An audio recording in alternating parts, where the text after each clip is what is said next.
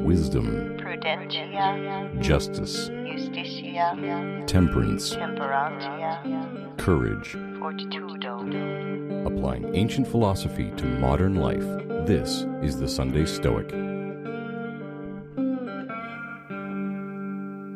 Welcome to the Sunday Stoic Podcast. This is Steve, coming to you from Conway, Arkansas. I just got back from Petit Jean Mountain with my son and my wife. We went up there to celebrate a friend's wedding.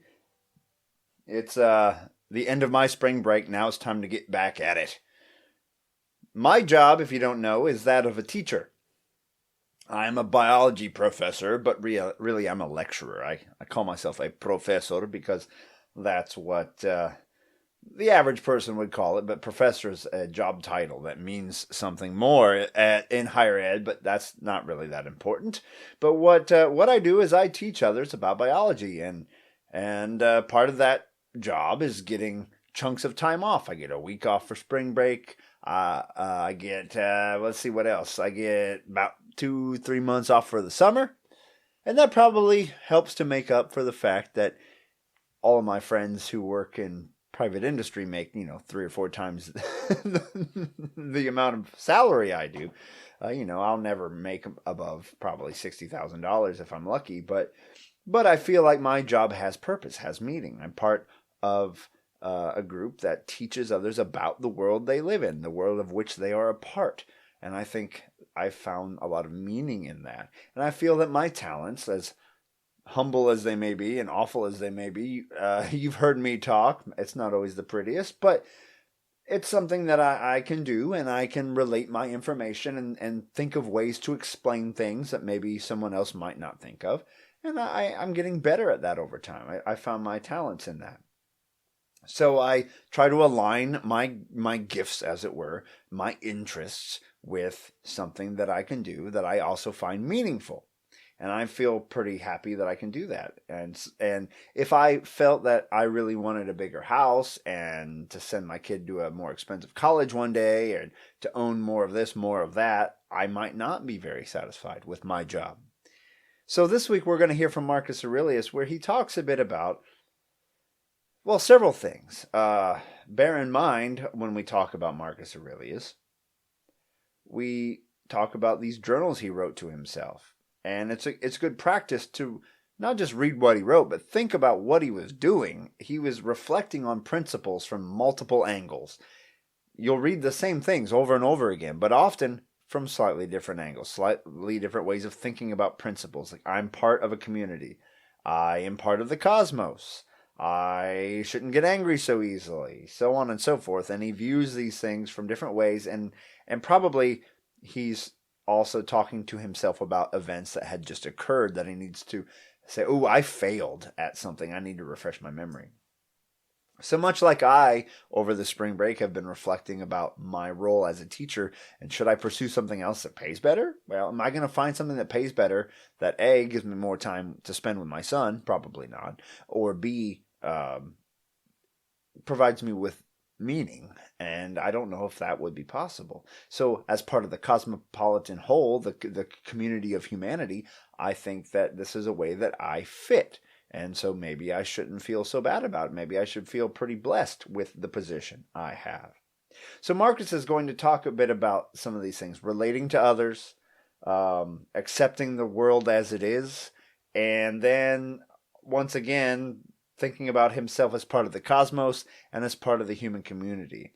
And he'll reflect on these 3 things from slightly different angles in each reading, perhaps, but probably all things you've heard before from Marcus. But that's okay. Hearing it again and again is not necessarily a bad thing. So let's just get to it and hear from Marcus Aurelius. The Meditations of Marcus Aurelius, Book 10, Number 4. Is anyone mistaken? Undeceive him civilly, and show him his oversight. But if you cannot convince him, blame yourself, or not even yourself. Number 5. Whatever happens to you was preordained, your lot, from the first, and that chain of causes which constitutes fate tied your person and the event together from all eternity. Number 6. Whether atoms or nature rule the world, I lay it down in the first place, that I am part of that whole which is all under nature's government. Secondly, I am in some measure related to those beings which are of my own order and species. These points being agreed, I shall apply them. Insomuch then as I am a part of the universe, I shall never be displeased with the general appointment, for that can never be prejudicial to the part which is serviceable to the whole, since the universe contains nothing but what is serviceable to it. For the nature of no being is to be an enemy to itself, but the world has this advantage above other particular beings, that there is no foreign power to force it to produce anything hurtful to itself. Since, therefore, I am a member of magnificent a body, I shall freely acquiesce to whatever happens to me. Farther, insomuch as I have a particular relation to my own species, I will never do anything against the common interests. On the other hand, I shall make it my business to oblige mankind, direct my whole life for the advantage of the public, and avoid the contrary.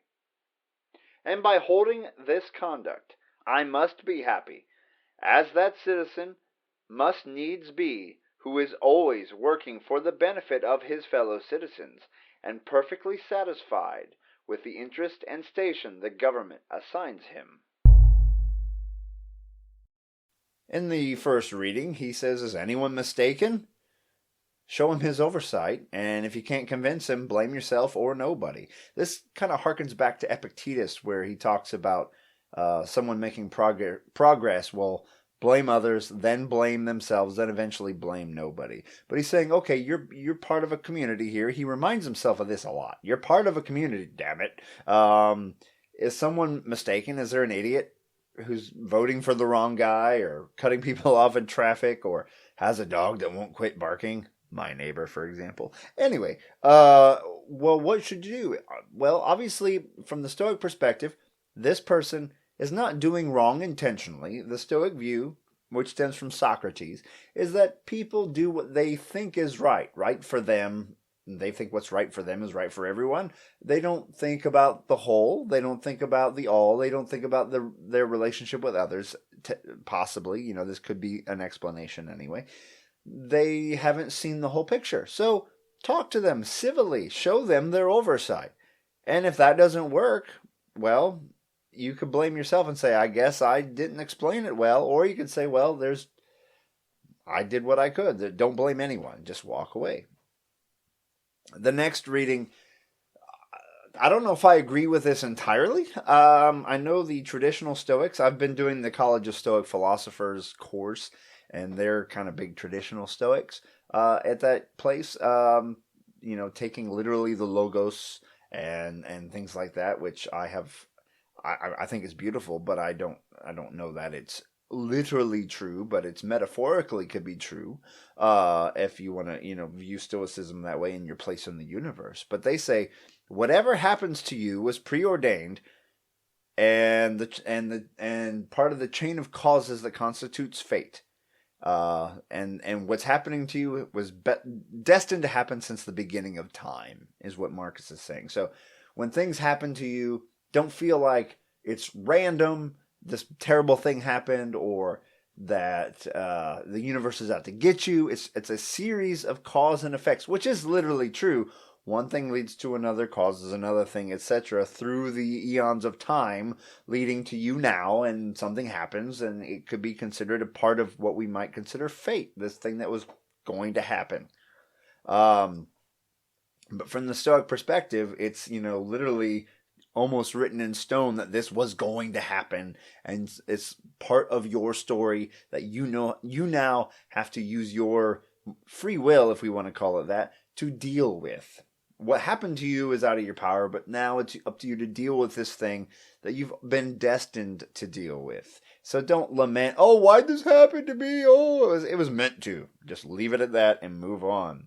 I think some of the modern Stoics even William Irvine jokes about or talks about in one of his latest books on Stoicism about thanking the Stoic gods, which he does not believe in literally, but when something comes up out of the from the unexpected, something comes up, oh, my car's dead, my car battery's dead, or oh, I'm sick when I'm supposed to be giving this big presentation or whatever, you say, oh, hey, Stoic gods, I see you testing me. That way you don't get upset. You don't say, oh, why me, why me? You can remind yourself that you can treat it as a test rather than as a terrible tragedy that has befallen you.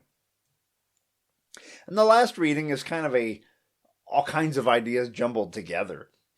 He talks about Epicureanism versus Stoicism again. He often does this. We assume he believes in the Stoic way, but he says whether it's atoms, which is the Epicurean way of viewing the universe, random collisions of atoms leading to the world we live in, or nature laid down by reason and a permeating logos that is the ultimate reason that pervades all things. He says, no matter which way it goes, I'm part of the whole. And that's true, right? We are part of the cosmos, literally. We are star stuff, as Carl Sagan liked to say. And all of nature is, under, or everything we see is under nature's government. He goes on to say, and I'm, closely related to my own species. But I'm part of the universe. I have to accept what happens to me, kind of like going back to the earlier reading. Things that happen to me, I have to accept. I need to learn to love my fate and roll with it. And when it comes to my fellow humans, I need to make it my business to serve the whole, the community of humanity, or if we want to expand on that ecologically, the world, the nature in which we find ourselves in, the habitat we find ourselves in, the ecological chain that we are a part of. And if you're able to do that, to focus on being a part of that community, he thinks that would lead to a very happy and satisfied life. And he goes on to say, a person who lives this way would be satisfied along with the station the government assigns him. And I think we can expand on that and see that from the view of the cosmic government, the logos, the fate, all that combining, saying, you, my friend, are not going to be a nuclear physicist. Your math skills aren't so good. That's what fate has given you. But, you're okay at being an accountant or being this or that, whatever you find yourself doing that you're pretty good at, that you're competent at, that you can make a living at and succeed at. That is something that we should accept as, this is what I am meant to do, and I should pursue it with all I got, and I will live a good, happy life. Anyway, once again, look at these themes that are coming up in Marcus. His relationship to others, his relationship to humanity, acceptance of the things that happen to you. Not that you have to, if something bad happens to you, not that you can't undo that thing, but maybe you can view it as, this is a challenge to me. I have to work hard to overcome this obstacle.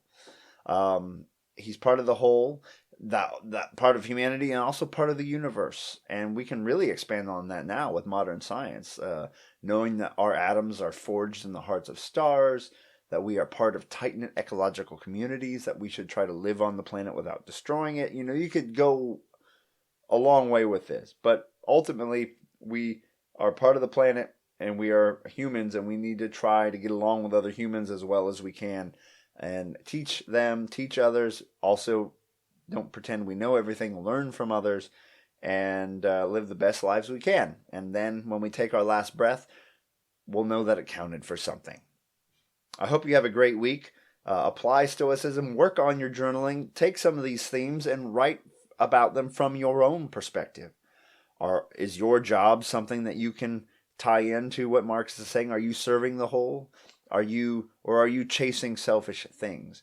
Think about it, apply it, and see what you come up with. Let me know. SundayStoic@gmail.com. And until I see you next time, don't forget to seize the day. Carpe diem.